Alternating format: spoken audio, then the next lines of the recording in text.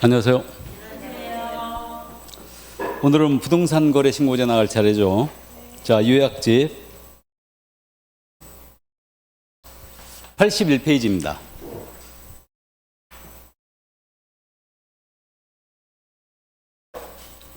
우리가 오늘을 비롯해서 앞으로 2주를 더하죠. 원래 6주 과정으로 출발해갖고 문제를 많이 뛰어넘었는데 2주를 더 해야 된다기 때문에 이제 천천히 나가겠습니다. 다행히 우리 어려운 부분 등장했죠 지금. 그래서 이 부분 천천히 나가도록 하겠습니다. 이 부동산 거래 신고제인데 신고 대상 계약 꼭 정리해 두셔야 됩니다. 그러니까 이거는 이제 감을 잡으셨는데 신고 대상 계약의 종류는 오직 뭐뿐이다? 매매 계약.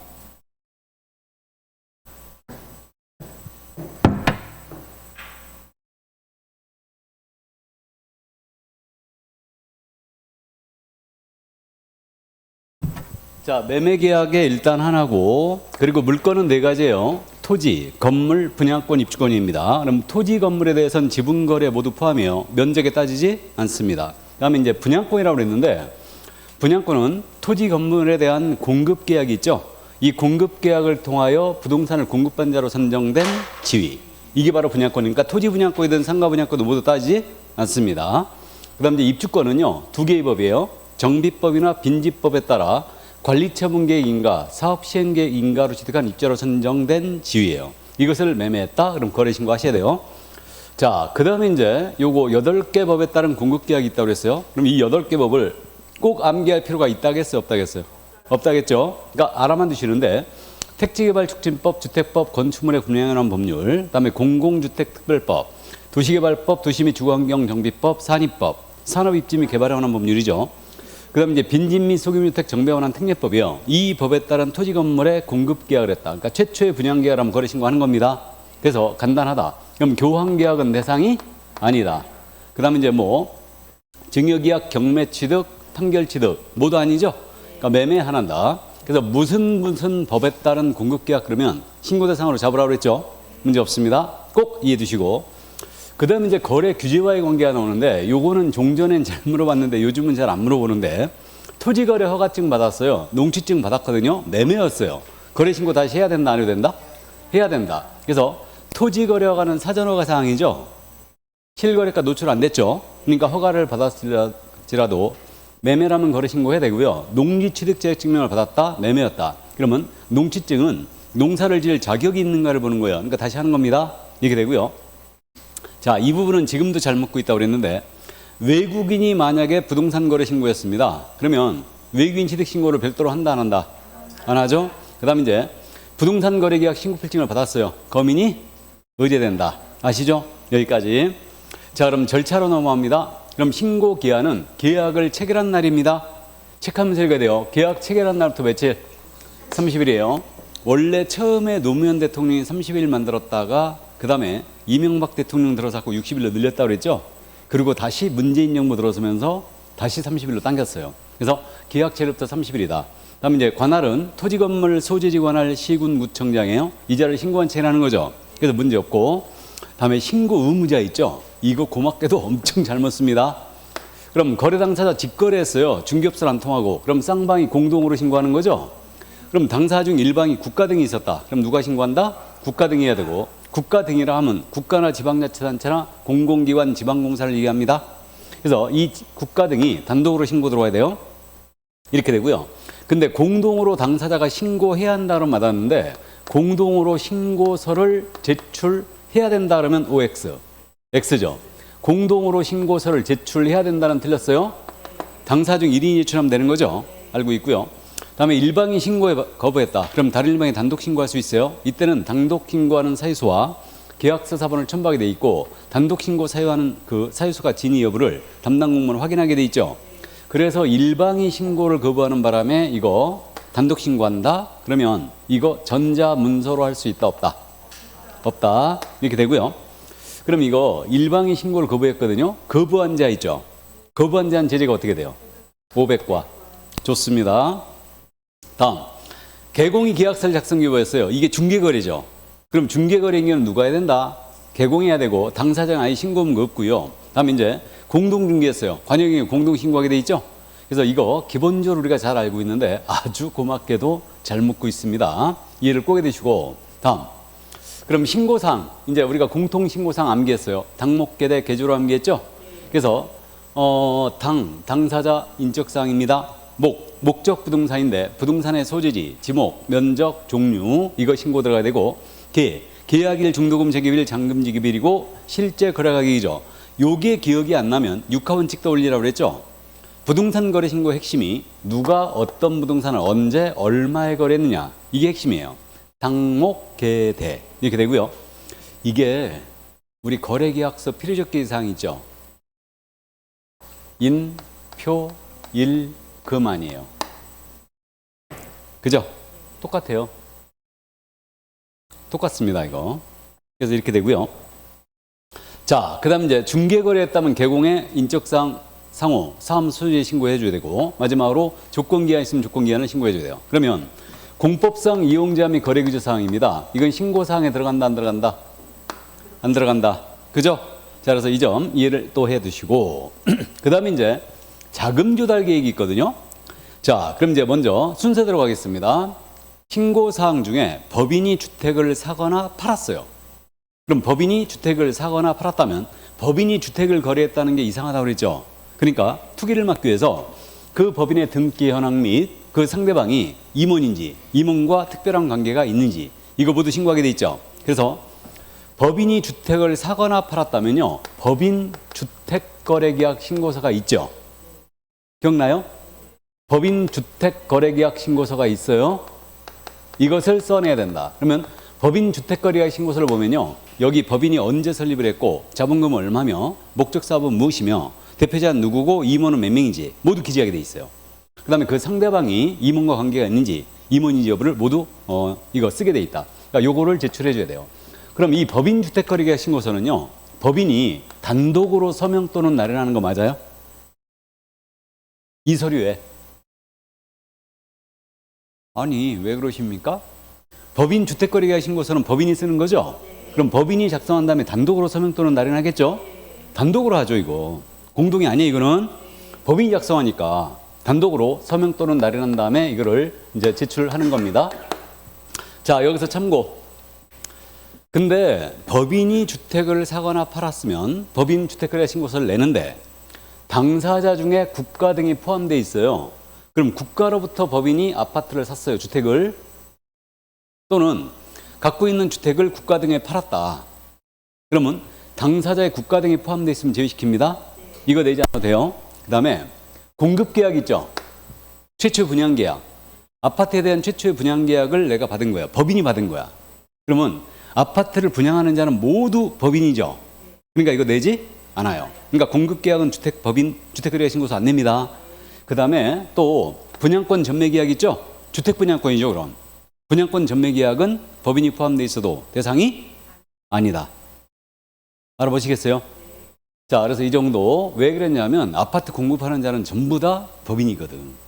그래서 그런 거예요. 이거. 그래서 일단 그 정도 이해하시고 그 다음에 이제 요거 알아요? 법인이 주택을 이번에 샀어요. 매수를 했을 때는 취득자금 조달 및 입주계획 들어와야 되죠. 그래서 정확하게 취득 목적 및 취득자금 조달 계획, 그 지급 방식 모두 들어와야 되고 그 주택에 언제 입주할 건지 이용 계획 모두 들어와야 됩니다. 그래서 자금 조달 계획이 들어와야 된다. 그러면 투기과일주근의 주택이었습니다. 이때는 자금 조달의 증명서류까지 내야 되죠. 구분하세요. 법인이 주택을 매수했어요. 자금 조달 계획 내는 거죠.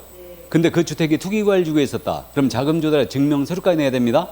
그럼 자금 조달의 증명서류는 부동산을 다른 부동산 파악고 자금을 조달했다. 그러면 그 부동산 매매계약서 들어와야 돼요. 대출을 받았다. 대출약정서 들어와야 되죠. 자금 조달의 증명서류까지 들어와야 된다. 어디 있는 주택? 투기과일주에 주택이었다. 기억했고 이제 다음. 이제 법인이 아닌 자예요. 법인이 아닌 자가 만약에 실제 거래가 얼마 이상? 6억 이상. 6억 이상의 주택을 매수했거나 그러니까 개인이 6억 이상의 주택을 매수했거나 투기과일주나 조정대상에 소재하는 주택이었어요. 이거는 금액에 관계없죠. 금액에 관계없이 만약에 이걸 매수했다. 그러면 이때는 자금 조달 계획 및 그 지급 방식, 그다음에 그 주택의 입주 계획을 모두 들어와야 됩니다. 맞죠? 그러면 이거네요. 투기과열지구나 조정대상 지역에 있는 주택이었어요. 이거는 개인이든 법인이든 따지 않고 금액에 관계없이 무조건 자금조달계획 들어와야 되죠. 근데 만약에 법인이 아니었습니다. 투기과열지구나 조정대상 지역이 아니었다. 그러면 이때는 얼마 이상 주택? 6억 이상 주택입니다. 이 정도 이해해 주시면 되겠고요. 넘어갑니다. 그래도 이제 이거는 국가 등이 포함되어 있어요. 매수자에. 그럼 이건 자금조달계획을 낼 일이 없죠? 자, 그 다음 넘어갑니다. 이번엔 토지. 이제 토지가 우리가 감 잡고 있는데 토지는 수도권 등에 있느냐 수도권 등이 아닌 지역에 있느냐 이 문제입니다. 그럼 수도권 등이란 말 알고 있죠? 수도권 등이란 말은 서울, 경기, 인천 이거하고 광역시, 세종특별자치시를 얘기합니다. 이게 수도권 등이에요. 여기 광역시에는 인천광역시가 빠지죠? 맞아요? 광역시, 여기 말하는 광역시에는 인천광역시를 제외합니다. 왜 제외한다? 수도권에 들어가 있으니까. 맞아요? 수도권에 들어가 있으니까 인천광역시는 이렇게 되고요. 그럼 여기 소지하는 주택이었어요. 얼마 이상이었을 때? 1억 이상. 지분거래는 무조건 포함이죠? 무조건 포함이고. 그러니까 수도권 등에 있는 토지는 지분거래는 무조건 자금조달계획 들어와야 됩니다. 그럼 수도권 등이 아닌 지역이었어요. 여기 있는 토지는 거래가가 얼마? 6억 이상이었을 때입니다. 당연히 이때도 매수인의 국가가 포함되어 있다. 그럼 제외시키죠. 그 다음에 이 말 이해되세요? 토지거래 허가를 받아야 경우는 제외한다. 이 말 이해돼요? 토지거래 허가구역 내 토지였거든요. 만약에 토지거래 허가구역이에요. 이게 서울에 있는 물건이었어요. 서울에 있는 토지였다. 그럼 서울 강남구는 지금 토지거래 허가로 묶여있죠. 여기 있는 토지를 사는 거예요. 물론 건물이 있는 토지는 제외입니다. 나대지만 대상인데 나대지였어요. 그러면 여기가 토지거래 허가구역이었어요. 여기서는 부동산 거래 신고할 때 자금조달계획을 내지 않아요. 왜 안 낸다고 그랬어요? 네? 토지거래 허가 신청할 때 자금조달계획을 미리 내죠. 그러니까 부동산 거래 신고할 때 낸다 안 낸다? 안 내는 거예요. 이게 그 얘기예요. 매수인의 국가 등이 포함된 경우나 토지거래 허가를 받아야 되는 제외. 이 말이 그거예요. 그러니까 토지거래 허가를 받을 때 미리 자금조달을 냈기 때문에 부동산 거래 신고할 때는 내지 않는다는 얘기입니다. 그래서 이제 그 얘기고, 그럼 이때는 자금조달계획을 낸다. 숫자 기억 꼭 해주시고, 자, 그 다음에 이제 요거 가격 산정할 때 이 부분 그 밑에 써 있네요. 가격 산정할 때 둘 이상의 토지를 거래했어요. 가격 합산하는 거죠? 합산하에 따지는 거고, 과거 1년 내 매수한 마땅한 토지 가격은 포함합니다. 그러니까 예를 들어서 이 얘기라고 그랬죠, 이게. 만약에 이게 인천시에 있는 토지였거든요. 그럼 이걸 현재 이 한 필지를 7천만 원에 사는 거예요. 그러면 이거 7천만 원에 산다면 이거는 현재 신고 대상이 아니다. 자금조달. 자금조달을 내지 않아요. 1억 이상이 되죠. 근데 과거 1년 내 이거 5천만 원짜리를 산 적이 있어요. 그럼 이거 합산하게 돼 있죠. 그럼 자금조달 내라는 얘기예요. 다만 이 토지에 대해 미리 신고를 해버렸어요. 신고해버렸다면 이건 제외시키는 거예요. 이해하셨죠? 그러니까 그 정도. 이건 참고사항이에요. 자, 그럼 이제 요거 정리를 해보면 이렇게 됩니다. 요거 정리한 내용. 요게 이제 포인트죠. 그럼 주택의 매수자가 법인이었어요. 그럼 지역, 금액에 관계없이 무조건 자금조달계획 내야 되죠. 다음 두 번째, 투기과열지구나 조정대상 지역이었어요. 그럼 이거는 법인이든 개인이든 금액에 관계없이 무조건 자금조달 내는 거죠. 이렇게 되고, 다음에 법인과 규제지역이 아닙니다. 그러니까 투기과열 조정대상 지역이 아니 지역에 있는 주택이었어요. 얼마 이상? 6억 이상 주택이었다. 기억했고, 그다음에 토지는 수도권 등에 있는 토지는 얼마 이상? 1억 이상. 지분거래는 무조건 포함이죠. 그다음에 수도권 등 아닌 지역은 6억 이상이에요. 맞습니까? 그럼 세종시에 있는 토지 만약에 2억에 샀다. 자금조달계획 내야 되는데 내야 됩니다. 수도권 등에 들어갔어요. 이렇게 되고요. 어느 경우든 매수인의 국가 등이 포함되어 있다. 제외되는 거 맞아요? 여기까지입니다. 이 부분은 예외가 너무 많기 때문에 시험에서 이거 잘못 내면 바로 태클이거든요. 근데도 이걸 지금 작년에 건드리질 않았어요. 그러니까 반드시 이해를 해두십니다. 아셨죠? 그럼 규제 대상이 되는 것은 지금 자금조달 계획을 내는 것은 토지와 주택에 대해서만이죠. 그럼 상가는 대상이다 아니다? 아니다라는 걸 알 수 있어요. 됐죠? 여기까지. 자, 그럼 이제 넘어갑니다. 신고의 방법이에요. 여기서부터 이제 쭉쭉쭉쭉 넘어가는데, 신고 방법은 일단은 그 전자신고 방식과 방문신고 방식으로 나눠지고 있습니다. 알고 있고요. 이때 신고자는 반드시 신분증명서 내보이게 돼 있죠. 신고하청에 내보여야 되고요. 그다음에 중개거래인 경우 개공이 계약서를 작성 교부했어요. 그럼 개공이 신고서를 내는 거 맞잖아요. 그럼 개공이 작성한 신고서에 당사자는 서명 또는 날인을 한다 안 한다? 안 한다. 개공만 한다 그랬죠. 이렇게 된다 그랬고 그다음에 전자계약을 했거든요. 그럼 전자계약 시스템, 부동산 거래계약 시스템이라고 했어요. 이걸 통하여 거래했다면 계약이 체결된 때 이 신고서를 제출한 것으로 본다. 알아봤죠? 됐고 넘어갑니다. 그러면 법인 신고와 취득자금 조달 및 입주계획 신고 있죠? 그러니까 자금 조달 계획서를 내는 경우를 얘기하거든요. 이거는요, 딱 두 가지만 주의하면 돼요. 먼저, 이게 법인 주택거래계약 신고서라든가 취득자금 조달 및 입주 이용 계획서 있죠? 이거를 법인이나 매수인이 매도인한테 보여주기 싫은 거야. 또는 개공한테 보여주기 싫은 겁니다. 그럼 직접 본인이 별도로 낼 수 있죠? 며칠 내? 30일 내. 맞죠? 계약을 체결한 30일 내에 별도 낼 수 있고 신고하려는 자에게 법인주택거래계약 신고서나 자금조달계획서를 준다. 준다면 언제까지 줘야 돼요? 25일. 맞죠? 이게 첫 번째 기요. 두 번째, 법인주택거래계약 신고서와 취득자금 조달 및 입주 이용 계획서에는 이거 매수인이나 법인이 단독으로 서명 또는 날인이라고 했어요. 이거 공동 아니죠? 이거 이미 물어봤습니다. 단독으로 서명 또는 날인한 다음에 이거를 신고하려는 자에게 30일 또는 25일 내 제공을 하게 되어 있습니다. 됐죠? 그래서 이 정도만 딱 주의하면 돼요. 이거는. 자, 그러면 이제 자금 조달 계획에서 전부 다 살펴봤고요. 이제 넘어갑니다. 제출 대행인데 제출 대행은요, 당사자 신고할 때 당사자를 대행하는 자는 당사자, 위임한 당사자의 서명 또는 날인이 위임증하고 그 위임한 자의 신분증 사본 내게 돼 있죠. 맞습니까? 근데 개공이 부동산 거래 신고해야 된다. 그럼 개공의 신고서를 제출 대행할 수 있는 자는 누구뿐이다? 소공이다. 이때 소공은 개공의 신분증 사본 이거 낸다 안 낸다? 내지 않는다. 이 점을 유의하시고 전자문서로 할 때는 제출 대행을 허용했다 안 했다? 안 했다. 이 정도만 주의하면 돼요. 이건 잘 묻지 않으니까 이 정도만 이해해 주고. 근데 초창기에는요, 전자문서로 제출 대행할 수 있냐 이거 무지하게 잘 물어봤었어요. 근데 요즘은 안 묻고 있거든요. 근데 기본적으로 이해를 꼭 해두세요. 자, 이 정도 이해하시고 한 가지만 체크하고 갈까? 쌍방이 직거래했는데 일방이 거부했어요. 그럼 다른 일방이 단독 신고할 수 있죠. 그럼 단독 신고할 때도 이거 제출 대행할 수 있나요? 방문 신고한다면? 예? 될 거 안 될 것 같아? 됩니다. 막을 이유가 없잖아. 상식적으로 생각해 보세요. 너무 경직되게 생각하지 말고 갑과 을이 직거래했는데 만약에 갑이 거부했어 신고를. 그럼 을이 단독으로 신고하는 거죠. 그럼 을이 바빠 너무. 그러면 한민호 저놈 대신 좀 해달라 시킬 수 있겠죠? 그냥 제출 대행은 다 허용된다. 단 전자문서를 할 때는 제출 대행 허용되지 않는다. 이 정도만 이해하시고, 자, 그럼 이제 넘어갑니다. 넘어가서 신고필증을 내용을 확인한 다음에 지첩시 발급하죠. 만약에 법인 주택거래계약 신고서 같은 게 들어와야 된다. 그럼 그 서류 다 들어와야 돼요. 서류들 전부 다 들어와야 되고요. 그러면 이때 기억나세요? 입주권 이게 거래하게 되면 신고필증 몇 장 나온다? 2장. 입주권 거래했을 때는 신고필증이 2장이에요. 왜 그런다고 그러냐면 종전 부동산에 대한 신고필증이 있고 입주권에 대한 신고필증이 있다고 그랬죠. 입주권은 쉽게 그냥 재개발 입주권 그래가지고 헌집 줄게 새집 따오라고 그랬죠. 그러면 내가 지금 현재 헌집을 사야지 새집을 받는다고 그랬어요.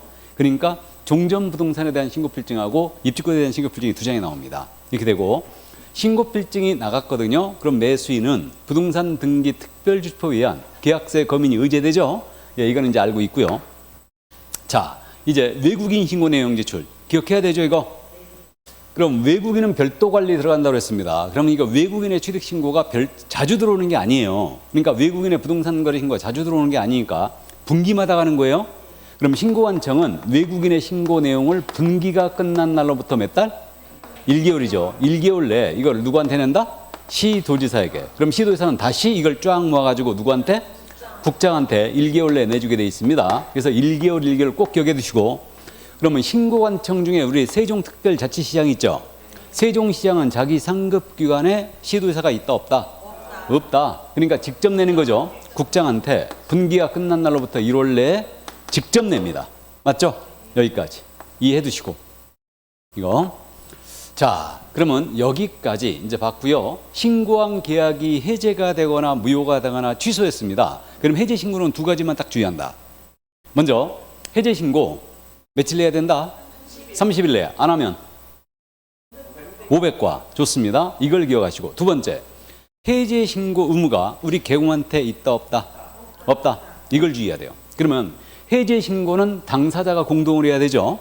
이렇게 돼 있고요. 그 다음에 이제 개공은 해제 신고를 할 의무가 없는데 개공이 신고한 계약이 해제돼 버린 거예요. 그럼 개공은 해제 신고를 할 수 있다예요. 이해하죠? 이거 두 가지만 딱 주의하세요. 이게. 그럼 내용을 확인한 다음에 해제 확인서를 지체 없이 재발급해 주게 돼 있죠. 해제 확인서를 발급해 주게 돼 있죠. 그래서 이 정도만 이해해 두시고요. 여기까지 해제 신고. 자, 그 다음에 이제 만약에 부동산 거래 계약 시스템으로 계약을 했다가 부동산 거래 계약 시스템에서 계약을 해제해 버린 거예요. 해제하게 되면 이때 해제 등이 이루어진 때 해제 신고서 역시 낸 것으로 보죠. 알고 있고. 다음 신고 관련 금지행위인데 이거 이제 제재를 위주로 기억하면 돼요. 이거는 그러면 개공한테 거짓된 내용으로 신고를 하지 아니하거나 거짓된 내용으로 신고하도록 요구했다. 요구만 안 되죠. 그럼 요구한 자는 과태료가 500과. 다음 두 번째, 신고 대상 계약을 체결한 후에 신고 의무자가 아닌 자가 부동산 거래 신고를 거짓된 내용으로 했어요. 그러면 신고 의무자가 아닌 자가 허위 신고했습니다. 그러면 과태료 10% 이하의 과태료. 좋습니다. 그럼 신고 의무자이든 아니든 부동산 거래 신고를 거짓 신고하면 모두 10% 이하죠. 5%에서 10% 올렸어 지금. 10% 이하 과태료다. 다음 거짓으로 부동산 거래 신고 또는 해제 신고를 하는 행위를 조장하거나 방조했어요. 조장은 부추긴다고 그랬고 방조는 도와주는 행위죠. 그러면 요구, 조장, 방조, 거짓 신고, 요구, 조장, 방조 모두 과태료가 500과 이렇게 되고. 자, 이제 잘 아십니다. 부동산 거래 신고 대상 계약을 체결하지 않았어요. 않았음에도 불구하고 부동산 거래 신고해 버렸어요. 이게 가장 계약 신고죠. 이때는 과태료가 3다 이상 3천만 원 이하 과태료. 일단 3천만 원 과태료인데 만약에 부당한 이익을 얻을 목적으로 가장 계약 신고했다. 이때는 형사처벌이 3-3으로 간다. 이게 신설한 내용이죠. 이렇게 되고요. 그러면요 부당한 이익이 목적이 없었다. 그럼 과태료만 나가는 거죠. 근데 만약에 부당한 이익을 목적으로 가장 계약 신고했어요. 그러면 3-3인데 과태료 이거 형벌을 받아버리면 과태료는 때리지 않는 거죠. 한 건의 위반으로 과태료와 형벌을 동시에 때릴 수는 없다고 그랬어요. 그래서 그러니까 일단 3천만 원 이하 과태료 기억하시고 부당한 이익을 목적으로 있었다. 그러면 3-3으로 갑니다. 이 정도 이해하시고 다음 이제 해제가 안 됐음에도 불구하고 해제 신고해버린 거예요. 이게 가장 해제 신고죠. 그럼 이것도 과태료가 얼마? 3천만 원 이하 과태료고 이것도 부당한 이익을 얻을 목적이었다면 얼마? 3-3으로 갑니다. 맞죠? 여기까지. 됐죠? 금지행위 여기까지 드시고 그래서 시험에서 있잖아요. 제일 잘 묻는 게 여기까지예요. 일단 여기까지고 나머지 내용 있지 않습니까? 이제 검증이 등장하고 있죠? 검증. 맞아요? 여기서부터는 잘 안 물어봐요. 그러니까 주체만 일단 주의합니다. 그러면 신고 들어갔거든요. 그럼 신고 가격이 적정한지 여부를 체크한다는 얘기죠. 그럼 체크한다는 얘기인데 누가 검증을 한다? 신고관청. 맞죠? 신고관청이 검증하고 그러면 신고관청이 검증을 하는데 검증 비교 가격 데이터 있어야 된다고 그랬죠. 검증 체계가 있죠. 이게 검증 시스템인데 검증 시스템은 누가 구축 운영한다? 국장이다. 요것만 주의하면 돼요. 그래서 주체만 주의하세요. 주체만. 검증은 신고관청이 해야 한답니다. 의무예요. 그다음에 검증 체계 구축 운영 누가? 국장이. 요걸 주의하시고 다음. 그러면 검증 결과 나왔거든요. 적정 부적정 결과 나왔어요. 이거 세무서한테 통보해 주는 거죠. 이때 통보 기한은 정해진 바가 없다. 이 정도. 다음. 그러면 신고 내용 조사입니다. 그럼 조사는 할 수 있다 해야 된다? 할 수 있다. 그럼 조사는 가볍게 국장도 할 수 있어요, 없어요? 국장도 할 수 있죠. 그럼 신고관청은 당연히 조사할 수 있고요. 야, 계약서 보자. 대금 자료 제출 요구할 수 있어요. 대금 이거 통장사본 보자. 그럴 수 있죠. 그러니까 원칙적으로 우리 부동산 거래 신고할 때 계약서 사본 같은 걸 첨부한다 안 한다? 안 한다. 신고서만 내면 원칙이에요. 필요하면 지들이 요구할 수 있거든요. 그럼 국장은 직접 하거나 신고관청 공동으로 할 수도 있어요. 그러니까 조사는 할 수 있다. 검증은 해야 한다예요. 구분됐어요? 당연히 조사는 할 수 있죠. 조사를 해야 된다 그러면 쓰겠어 이거? 그죠? 그러니까 어쨌든 그렇게 이해하시고, 자, 그럼 이제 요거 위반 사실 확인되면 당연히 고발 통보할 수 있고요. 그럼 이제 조사 결과를 보고하는데 신고관청이 조사했지 않습니까? 그럼 이 결과를 시도의사에게 보고하게 돼 있죠. 그럼 시도의사는 다시 국장한테 이거 보고하죠. 근데 시도의사가 국장한테 보고하는 것은 월 1회는 하라고 못을 박아놨다고 그랬죠. 왜 그랬다고요? 안 할까 봐. 그죠? 제가 그래서 누차 얘기했잖아요. 오세훈 서울시장한테 우리 원희룡 국토부 장관이 야 보고 좀 해봐. 그러면 오세훈 시장 뭐라 한다고? 나이도 어린 놈의 새끼가 어디 나한테 보고하라 그래. 그죠? 농담 아니에요. 진짜입니다. 오세훈 시장의 선배죠? 원희룡 국토부 장관 선배입니다. 같은 서울대 법대 선배예요. 이거 원희룡 장관이 뭐 수석했다고? 그거 엄청 똑똑한 친구였어요. 그죠?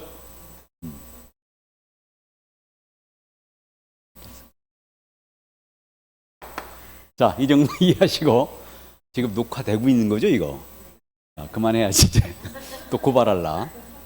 그 이명박이가 나쁜 놈이 됐다는 게 왜 그런 거냐면 대통령을 안주거리 삼아갖고 이렇게 밥을 먹고 술을 마시는데, 아니 그 이명박 대통령 취임하고 나서요, 이명박 대통령 그 안주거리 삼은 사람들 다 구속했잖아.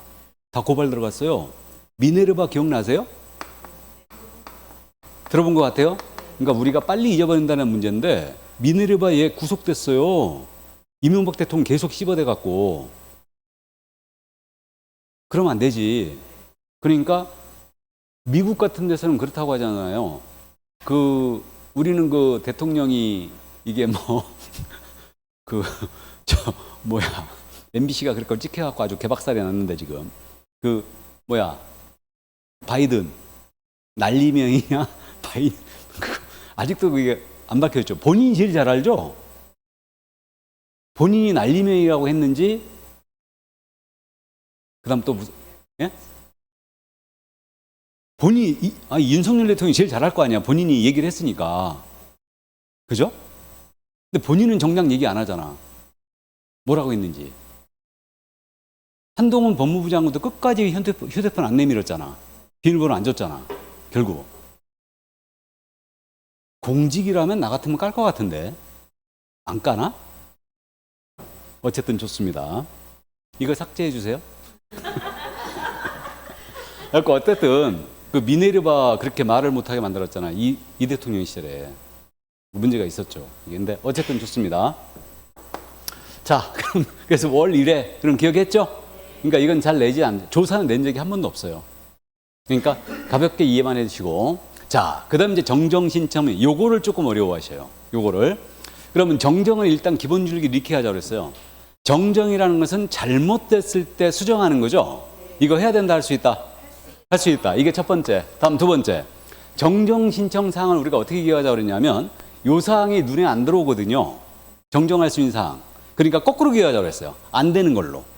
그럼 부동산 거래 신고의 핵심은 정정이 안 됩니다. 그럼 부동산 거래 신고 핵심이 뭐라고 그러냐면 누가 어떤 부동산을 언제 얼마에 거래했냐. 이게 핵심이잖아요, 지금. 그럼 보세요. 누가 거래 당사자 성명 주민번호예요. 이거 안 되는 겁니다. 이건 당사자가 바뀌어버리는 거예요, 지금. 그러니까 안 되는 겁니다. 근데 거래 당사자 주소가 잘못돼 있거나 전화번호가 잘못돼 있어요. 돼요, 안 돼요? 되겠죠? 이거는 단독 정정 신청도 가능합니다.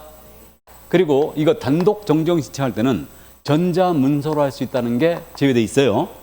그다음에 거래 지분 비율이 잘못돼 있다. 그럼 정정할 수 있겠죠? 그래서 매도 매수인의 성명 주민번호 안 됩니다. 이게 누가고, 그다음에 어떤 부동산을, 그럼 부동산 소재지는 절대 안 돼요. 이거 물건이 바뀌니까. 근데 부동산의 건축물의 종류가 잘못돼 있다든가 또는 면적이 잘못돼 있다, 지목이 잘못돼 있다, 대지권의 비율이 잘못돼 있다. 정정되겠죠? 감아요? 저는 이거 암기 안 합니다. 절대로 이해하는 거예요, 지금. 근데 소재지는 안 된다. 다음에 세 번째로 당연히 계약일은 안 되겠죠. 그다음에 얼마에 거래 금액 안 되겠죠? 이렇게 돼요. 그러니까 이렇게 이해하시면 해결이 된다. 그러면 중개거래였거든요. 그럼 개공의 성명 같은 건 안 되겠죠? 바뀌니까. 근데 사무소의 소재지가 잘못되어 있다든가 상호가 잘못되어 있어요. 딸기인데 호박으로 기재했다. 그럼 잘못되어 있죠. 그럼 이때는 이제 정정이 될 겁니다. 그럼 정정은 이거 서식이 있다 없다? 없어요. 서식이 없으니까 신고필증에 직접 잘못된 내용을 수정하는 거예요. 그리고 서명 또는 날인 후 제출할 수 있다. 맞죠? 이렇게 되고요. 그러면 신고필증을 재발급해 줍니다. 그럼 이거 전자문서 안 될 것 같죠? 그래도 됩니다.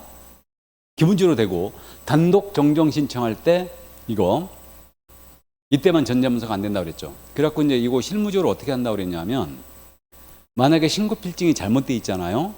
그러면 담당한테 전화한다고 그랬죠. 이거 면적이 잘못 나왔는데요. 그러면 그쪽 담당이 그럼 팩스로다가 계약서 한번 밀어봐 주세요 그래요. 그럼 계약서를 쫙 밀어주잖아요. 그럼 신고필증 바로 재발급해줘 버려요. 실무적으로 그렇게 해요. 이게. 자, 그럼 이 정도 이해하시고 넘어갑니다. 그럼 이제 변경인데 요거는 변경신고 제도는 도입된 취지를 꼭 기억하라고 그랬어요. 이건 왜 들어왔다고 그랬어요?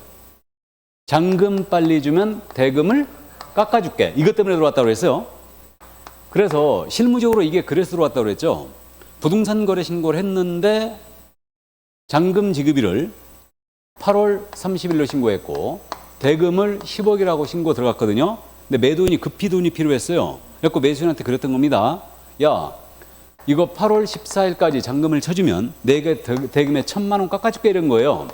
그래갖고 이렇게 자꾸 이런 일이 벌어지니까 변경신고제도를 도입한 거예요. 원래 이러면 재신고해야 되거든요.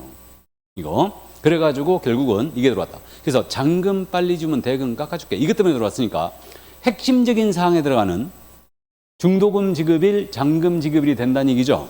실제 거래 가격도 된다. 맞습니까? 이걸 꼭 염두에 둬야 돼요. 그다음에 더 특이한 게 공동 매수의 경우 일부 매수인을 제외하는 변경신고 되는 거죠. 제외하는 거 됩니다. 그러면 매수인 갑을 병으로 신고했습니다. 지분 3분의 1, 3분의 1, 3분의 1 이렇게 신고 들어갔어요. 근데 제외하는 것만 된다고 그랬죠. 그러면 여기다 정을 추가하는 거예요. 됐나 안 된다? 안 된다. 병을 정으로 교체합니다. 돼요 안 돼요? 안 되는 거죠. 빼는 것만 됩니다. 그러면 매수인 중 일부를 제외를 해버리면 지분이 바뀌죠. 그럼 지분의 변경 신고 되는 거죠. 이해되시죠? 다음에 다수부동산 거래했어요. 1번지, 2번지, 3번지, 100제곱미터, 100제곱미터, 100제곱미터 신고 들어갔는데 여기에 4번지를 추가합니다. 돼요 안 돼요? 안 되고 3번지를 4번지로 교체합니다. 안 되죠? 빼는 것만 되는 거예요. 빼는 것만. 그러면 일부 부동산을 제외시켜버리면 면적이 바뀌죠. 그럼 면적의 변경 신고 되죠? 그러면요. 정정사항에 거래지분이 있었죠. 면적도 있었죠. 그러면 거래 지분이 잘못되면 뭐예요? 잘못돼 있다. 거래 지분이 잘못돼 있으면 정정 잘못돼 있으면 정정 신청이에요. 거래 지분이 변경되면 변경 신고죠. 면적이 잘못돼 있으면 정정, 변경되면 변경 신고. 얼마나 쉬워. 그러니까 암기하지 말고 이해하세요. 그렇게 이해하시고 그다음에 그럼 이거 변경신고 들어간다? 조건기한이 바뀔 수 있죠? 당연히 변경신고 가능하죠. 감 잡았어요? 암기하지 마세요. 그럼 변경신고는 등기신청 전까지 할 수 있어요? 서식이 있다 없다? 있다. 이건 변경신고 서식이 있어요? 신고서를 써냅니다. 서식이 있고요. 그럼 이거 서식 써낼 때 신고서만 내면 원칙이에요. 단 면적의 변경이 전혀 없는데 물건 금액만 변경됐다고 신고하는 거예요. 허위 신고 가능성이 있죠. 그러니까 이때는 계약사벌 첨부해야 돼요. 그럼 이때는 계약사벌은 허위 신고 가능성 때문에 전자문서를 받아준다 안 받아준다? 안 받아줘요. 이때는 전자신고 안 받아줘요. 이거 기억하세요. 전자신고 안 받아주는 거. 면적의 변경이 없는 실제 거래 금액만 변경 신고한다. 허위 신고 가능성 때문에 전자신고 받아주지 않는다. 이 점 이해하시고 그럼 내용을 확인한 다음에 신고필증을 재발급해야 되겠죠? 이때 참고로 공급계약이라든가 전매계약이에요. 선택 품목이 바뀌었다. 옵션이 분양가격을 할인 분양했다. 그럼 이런 경우는 단독으로 변경 신고할 수도 있어요. 다만 그 사유 이거 증명서를 첨부하게 돼 있습니다. 그래서 이 정도. 그래서 이 부분을 조금 어려워하는데 정정과 변경을 22회, 24회, 30회 때 출제했거든요. 근데 이거는 22회, 24회 때는 되게 대단히 쉽게 냈고 30회 때는 정답이 뭐였냐면 성명이었어요. 개공의 성명. 정명 된다 안 된다? 안 된다. 됐죠? 그러니까 이 정도. 요걸 조금 어려워하시는데 이렇게 이제 감만 잡아두시고 자 넘어갑니다. 이제 제재에 관한 사항이에요. 이 제재는 지금 기본적으로 우리가 감 잡고 넘어왔습니다. 3천만 원 이하의 과태료가 있거든요. 그럼 3천만 원 이하 과태료는 야 이거 진짜 이 금액에 거래했는지 통장사본 한번 보자 했어요. 통장사본 한번 보자. 이게 대금자료 제출 요구에 불응했다는 얘기죠. 그럼 대금자료 제출 요구에 불응하게 되면 얼마? 3천만 원이야. 그다음에 가장계약 신고와 가장해지 신고 있죠. 이건 3천만 원 이하라고 그랬어요. 이때 요걸 이제 기억했으니까 요거 한 가지만 더 기억하세요. 기준금액이 있겠죠. 가장계약 신고, 가장해지 신고 기준금액 자체가 3천이에요. 아예. 기준금액에 2분의 1 범위에서 가감이다. 5분의 1이다. 5분의 1. 5분의 1을 동그라미 쳐놓고.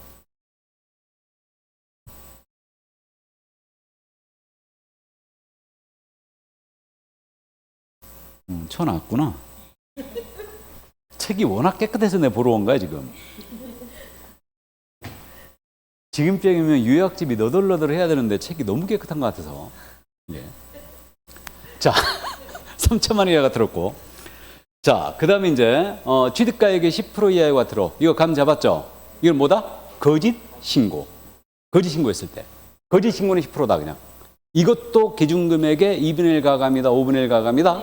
5분의 1. 요 정도는 기억하시고. 금액이 큰 것은 2분의 1 가감이 아니에요. 5분의 1이에요. 그래서 이렇게 이해하시고. 자, 그럼 넘어갑니다. 500만 원이 과태료. 500만 원 과태료 안자 요로 기억했죠? 자냐? 안 자요. 처음부터 부동산 거래 신고 안 해버렸어요. 안 했다. 아니한 자. 안 한 거죠? 해지 신고 안 했다. 거부자 다 포함이에요. 500과고. 자, 대금 외 자료죠. 대금 외 자료 출력에 불응했거나 요구 조장 방조. 요구 조장 방조. 모두 500과예요. 안, 자, 요로 참고해 주시고. 그럼 이것은 기준금액의 2분의 1 범위 가감이다. 5분의 1 범위 가감이다. 2분의 1이죠, 이거. 500과니까. 그래서 2분의 1 범위에서 가감이다. 가중하더라도 500만 원 초과할 수 없죠. 그래서 24회 때 있잖아요. 요 금액을 물어봤던 거 아니에요. 기준금액 오른 거. 시험지 확 찢어버려야죠. 24회 때 물어봤어요, 이거. 그래도 우리는 깔끔하게 이거 찍어버리자고 그랬죠. 그러니까 암기 안 합니다, 이건. 그래서 이제 그 정도만 감 잡아두시고. 자, 그래서 이제 제재에 관한 사항까지 다 봤고요. 그럼 제재와 관련해서는 필연적으로, 이거 한 번쯤 기억해 두세요. 한 번도 물어본 적이 없는데, 우리 신고관청이 개업공인중개사에게 과태료 때렸어요? 과태료 부과했다. 그러면 등록관청에다 신고관청 알려줘야 되죠? 며칠 내에? 10일 내에. 우리가 10일짜리 어떻게 암기했어요? 사교협회 조사 종료 통보. 세상에 이것도 물어보는 분이 있어. 교수님, 사교협회까지는 기억했는데 그 다음에 뭐예요? 아니, 보면 될 거 아니야, 암기표. 선생님 무슨 봉이야? 자, 사무소 이전 신고 10일이고, 교육, 사고 예방 교육이죠? 10일 전까지 통지 공고하게 돼 있고, 협회 다음 달 10일까지 등신 통보하는 거, 조사, 모니터링과 신고센터의 조사 및 주체 결과 통보가 이거죠. 10일이고, 종료, 고용관계, 종료 신고. 통보가 이 통보다. 과태료 부과 통보. 그래서 이거 10일 내에 통보해 주게 돼 있어요. 내가 괴공한테 과태료 때렸다. 등록관청에 알려주게 돼 있습니다. 그래서 이제 그 정도 이해하시고. 자, 그 다음에 이제 요거는 28회 때 딱 지문 하나밖에 안 물어봤었는데, 우리가 줄기를 이것만 잡자고 그랬어요. 먼저, 첫 번째. 조사가 시작되기 전에 자진신고했어요. 그러면 시작되기 전에 자진신고해버리면 과태료 면제. 맞죠? 면제하고. 조사가 시작된 후에 증거자료를 확보하지 못한 상태에서 자진신고했다. 그럼 이때도 50%는 깎아주죠? 요걸 첫 번째 기억할 점. 두 번째. 이게 자료 제출 요구 불응한 자에 대해서는 자진신고 감경 규정을 적용하지 않는다. 왜 그렇게 할 수밖에 없다고 그랬냐면, 이거 신고한 측이 이미 요구했다고 그랬죠? 야, 계약서 보자. 대금 자료 보자. 요구했어. 그러니까 신고한 측이 이미 알고 있는 거죠. 그럼 이 안은 자진신고할 일이 없는 거예요. 그래서 요 정도 이해하시고, 참고로 요게 기억이 되신 분은 가장계약 신고, 가장해지 신고가 빠져 있어요. 자진신고 감경 면제 대상에 빠져 있습니다. 이거. 그러니까 요거 참고하시고, 나머지는 외국인 주택임대 신고까지 다 들어가 있어요. 됐죠? 이 정도고 그 다음에 이제 참고할 게 요거예요. 상습적으로 감경 면제를 받았어요. 과거 1년 내에 몇 회? 3회 이상의 자진 신고의 과태료 감경 면제를 받았다. 그럼 감경 면제를 적용하지 않는다. 됐습니까? 여기까지. 이게 바로 이제 부동산 거래 신고였고, 이제 부동산 거래 계약 신고서가 있는데 가볍게 보겠습니다. 이거 여기까지 하고 쉬자고요, 그냥. 자, 그러면 신고서. 이거는 신고서 작성률은 거의 매회 출제한다고 보시면 돼요. 근데 포인트 우리가 짚고 있는데, 먼저 첫 번째, 외국인이 만약에 부동산 등을 매수했다. 그럼 외국인은 국적 꼭 기재해야 되죠. 그 다음에 매수 용도 꼭 기재하게 돼 있죠. 이게 첫 번째. 외국인이 매수자였다. 그럼 매수 용도 국적 꼭 기재해야 됩니다. 이 점 명심하시고. 다음, 물건이 건물이었어요. 건물이었다면 용도별 건축물의 종류를 적게 돼 있죠. 4번 난이에요. 용도별 건축물의 종류를 적어야 된다. 이 점 주의하시고. 이게 건축법 시행령 별표로 표시된 용도별 건축물의 종류를 적어야 된다. 이 점 주의하시고. 세 번째, 공급계약 전매계약이었어요. 공급계약 전매계약은 이게 적을 때, 금액을 적을 때 여기서 할까요? 여기서 하고, 그러면 여기서 공급계약 전매계약 부분 5번 난을 보면 임대주택 분양전환이 있죠. 찾았어요? 임대주택 분양전환은 말 그대로예요. 법인인 임대주택 사업자가 만약에 임대 의무 기간이 끝나가지고 이걸 분양전환시킨다. 이걸 만약에 매매를 취득한다. 그럼 이거 체크하라는 얘기죠? 이게 그 얘기고, 소재지 면적 지목을 적는데 집합 건물은 동호수까지 모두 적어야 되고, 이건 당연한 얘기고, 그 다음에 대장상의 토지 면적과 건축물 면적을 적고, 대지권의 비율은 등기상 증명서상의 대지권의 비율을 적습니다.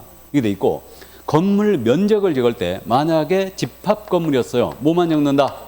전용 면적. 꼭 기억해야 되죠. 네, 그 밖의 건축물은 연면적을 적는다.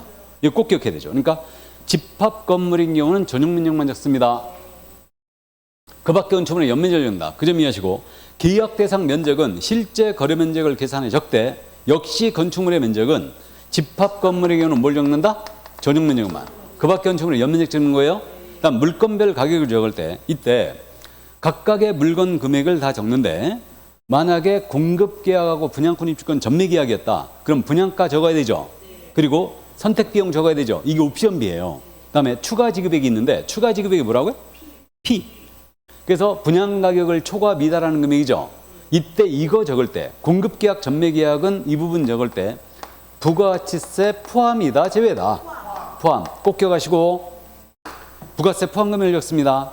금액 적을 때 총실제 거래가격도 만약에 공급계약 전매계약이 있다. 부가세 포함 금액을 적습니다. 그래서 이제 그 정도 이해하시고 넘어갑니다. 10번 난은 종전부동산 난이에요. 이 부분은 뭐 거래할 때만 읽는다? 입주권. 그것만 계시면 되니까 입주권 거래할 때만 읽는다. 그래서 입주권 거래할 때만 종전부동산에 대해서 적게 돼 있다. 그 정도 이해하시고, 계약의 조건이나 참고사항이 있으면 적게 돼 있죠. 됐죠? 여기까지. 그래서 여기까지 이제 다 봤어요. 그러면 좀 쉬었다가 문제 풀까요? 예, 쉬겠습니다.